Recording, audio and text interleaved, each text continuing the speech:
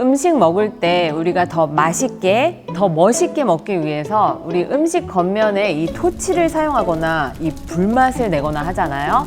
사실 그 행동은요, 우리의 몸을 쉽게 망가뜨리게 되는데요. 음식 겉면을 그을리게 해서 불맛을 주는 게 왜 내 몸을 망가뜨리게 하는 행동이야? 라고 생각하실 수 있죠. 여러분들께 그 이유를 설명해 드리도록 하겠습니다.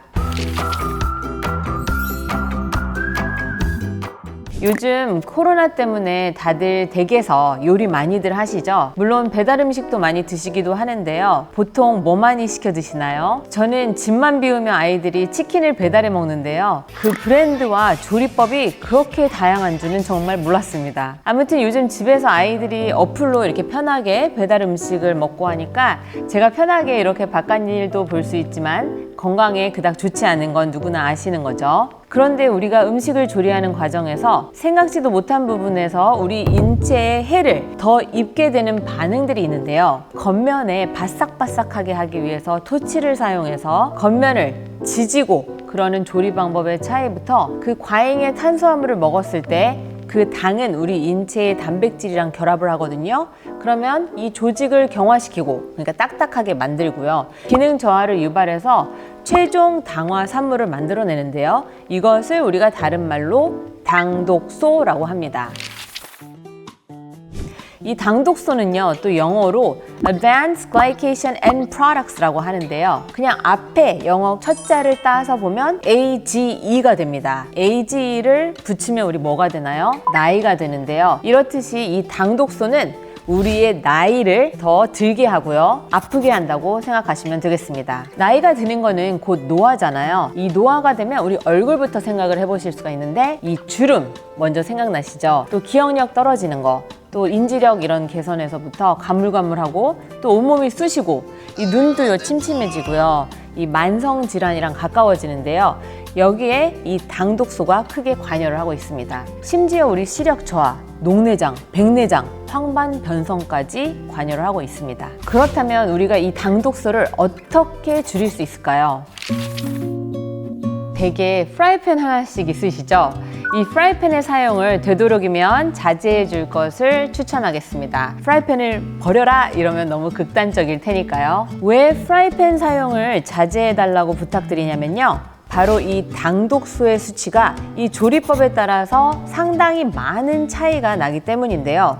가장 먼저 달걀을 예로 들어볼게요. 이 달걀을요, 그냥 삶아서 먹게 되면 당독소가 63입니다. 그런데요, 이 달걀을 계란 프라이 형태로 섭취하게 될 경우에는 이 당독소가요, 얼마나 상승하는지 아시나요? 2747로 약 40배 이상이 올라가게 되거든요. 생각보다 이 상승하는 폭이 어마어마하잖아요. 이 조리법의 차이로 더 건강하냐 아니냐 이렇게 지대한 영향을 미칠 수 있다는 거예요. 삼계탕으로요, 닭을 1시간 삶아서 먹으면요 1123의 당독소가 생성이 되고 튀기잖아요. 그러면 7000 이상으로 올라갑니다.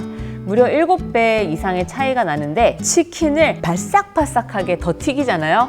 그러면 거의 그 값이 8000 정도 됩니다. 와, 당독소 장난 아니지 않나요? 또 몇 가지 예를 들어볼까요? 궁금하시죠?